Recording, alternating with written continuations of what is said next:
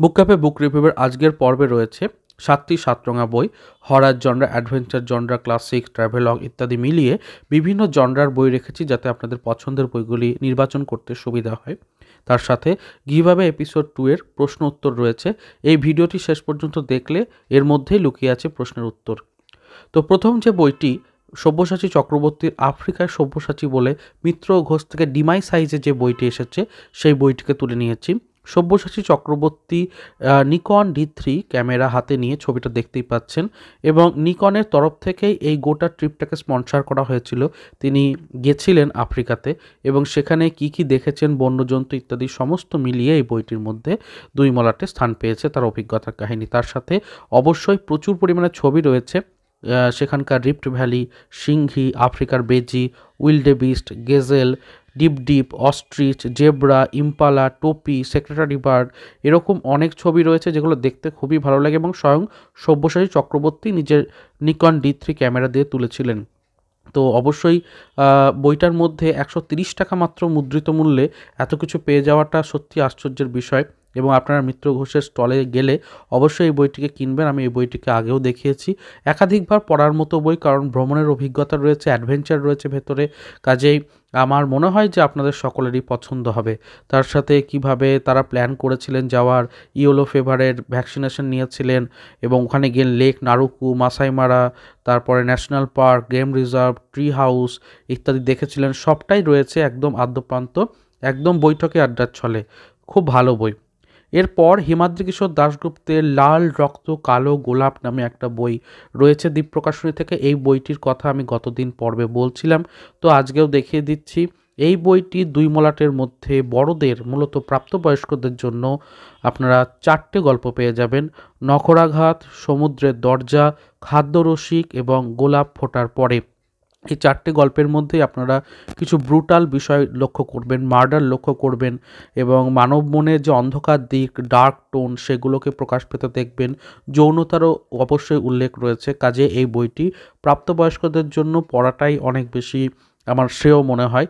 তো এই বইটির দাম হচ্ছে 200 টাকা। ডিমাই সাইজ এসেছে। বইটি বর্তমানে দ্বীপ প্রকাশনী থেকে আর প্রকাশিত হয় না। তো কাজেই যে কোনো আউটলেটে যদি পেয়ে যান বা বুক স্টলে পেয়ে যান তাহলে অবশ্যই পারচেস করে নেবেন, না হলে কিন্তু এই গল্পগুলো আপনার অধরাই থেকে যাবে।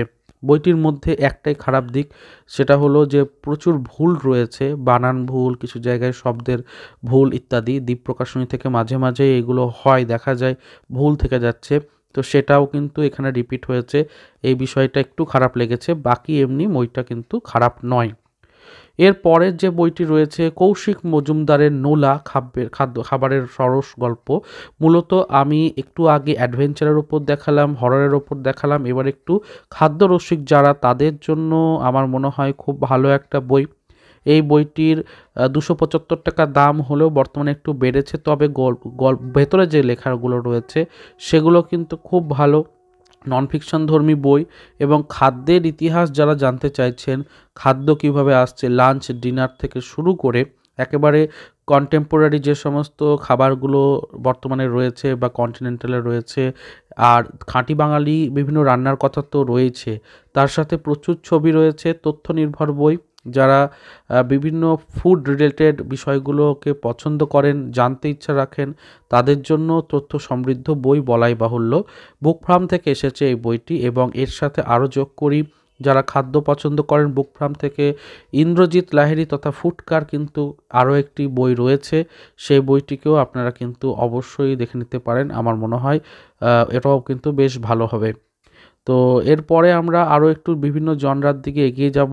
তো সেই জায়গা থেকে আমার মনে হয় সুচিত্রা ভট্টাচার্যের এই দুটো বই আপনার খুবই পছন্দের বই হবে, কারণ সুচিত্রা ভট্টাচার্যের দুটো খণ্ডই কিন্তু সবাই পছন্দ করেছে আজ পর্যন্ত এবং এই দুটো বইয়ের মধ্যে কিশোর থেকে শুরু করে বড়রা সকলেই কিন্তু পড়তে পারবে।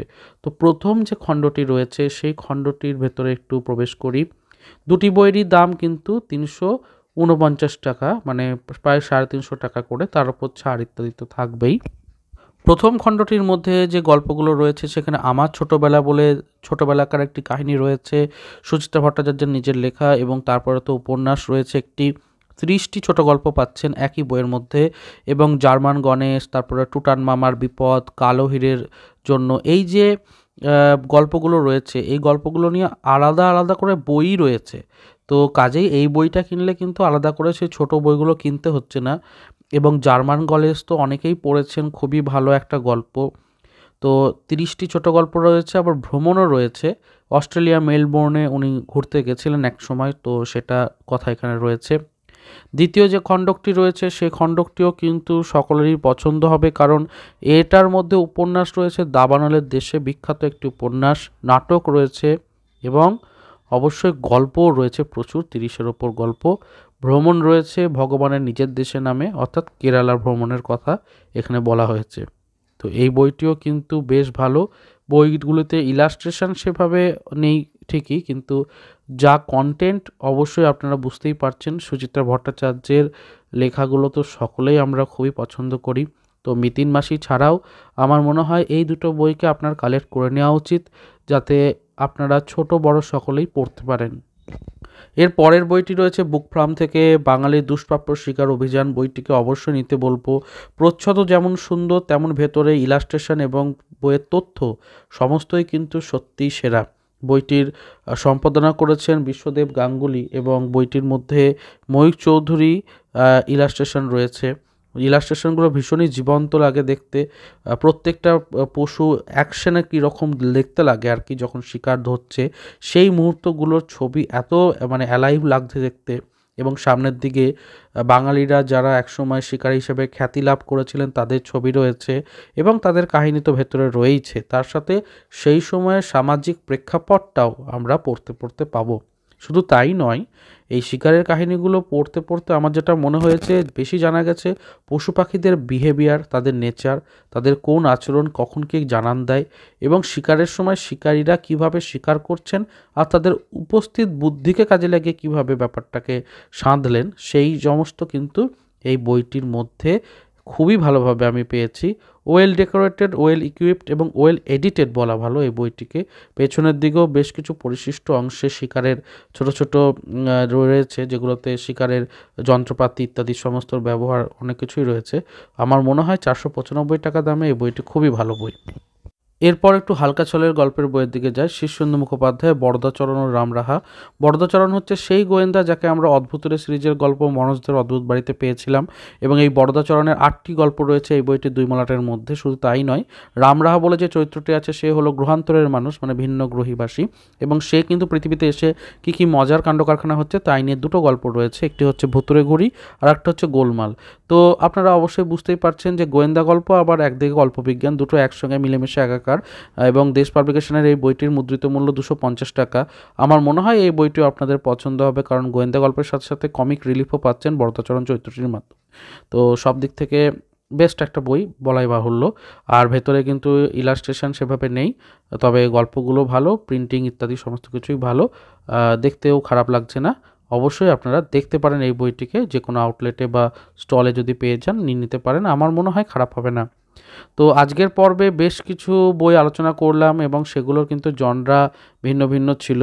তবে এখানেই শেষ নয়, আমি একটা সারপ্রাইজ বুকও রেখেছি, যাতে একটা বলা যেতে পারে বোনাস। তো এই বইগুলোকে অবশ্যই নোট ডাউন করে নিন, তাহলে সুবিধা হবে উইশ লিস্ট তৈরি করতে। আর বোনাস বইটিকেও দেখে নিন। তো বোনাস বইটি হিসেবে আমি রেখেছি ছোট্ট একটি বই, শিশু সাহিত্য সংসদের শিশির বিশ্বাসের লেখা কে তিনি। বইটি আকারে ছোট হলেও ভেতরে কিন্তু গল্পগুলো অসাধারণ, এবং শিশু সাহিত্য সংসদের যথারীতি দামও কম হয়, 150 টাকা মুদ্রিত মূল্য, তার উপর 20% ছাড় দিলে তো মোটামুটি 100 টাকার কাছাকাছি চলেই আসছে। শুধু তাই নয়, বইটির মধ্যে যে ছোট গল্পগুলো রয়েছে সেগুলো সবকটাই কিন্তু পড়ে মজা পাবেন ছোট বড়রা, আর ইলাস্ট্রেশন রয়েছে, এবং প্রিন্টিং বা যে গ্যাপ রয়েছে লাইনের মাঝখানে, বানান ভুলের এই সংখ্যা কম ইত্যাদি বিষয়গুলো কিন্তু ওনারা সবসময় মেনটেন করেন। তো যাই হোক, তো আমার মনে হয় যে এই শিশু সাহিত্য সংসদের বইটিকেও আপনাদের অবশ্যই নোট ডাউন করে রাখা উচিত। এই বইটিও আপনাদের অনেকটাই সুবিধা দেবে কেনার সময়, এবং আমি বলবো শিশু সাহিত্য সংসদের স্টলে ভিজিট করে বেশ কিছু বই কিনে নিন, কারণ দাম কম হয় এবং জিনিসগুলো ভালোও হয়। তো এই ছিল আজকের পর্ব। এবার সরাসরি চলে যাচ্ছি আজকের গিভঅ্যাওয়ের প্রশ্নে। আজকের গিভঅ্যাওয়ের প্রশ্ন হলো, বরদাচরণ চরিত্রটি যেটা নিয়ে আমি আলোচনা করেছি সেটি কার সৃষ্টি, অর্থাৎ স্রষ্টা কে গোয়েন্দা বরদাচরণের। তো এই উত্তরটি আপনি অবশ্যই কমেন্টে লিখবেন না, সরাসরি ইনস্টাগ্রাম বা ফেসবুকের যে কোনো একটাতে লিখবেন। নিচে ডেসক্রিপশন বক্সে তার লিঙ্ক দেওয়া রইল। অবশ্যই পার্টিসিপেট করুন এবং পার্টিসিপেট করার জন্য চ্যানেলকে সাবস্ক্রাইবও করতে হবে। তো পরের পর্বে আসছি নতুন প্রশ্ন নিয়ে, নতুন গিভঅ্যাওয়ের বিষয় নিয়ে। দেখা হচ্ছে পরের পর্বে। ভালো থাকুন, সুস্থ থাকুন আর বই পড়তে থাকুন। ধন্যবাদ।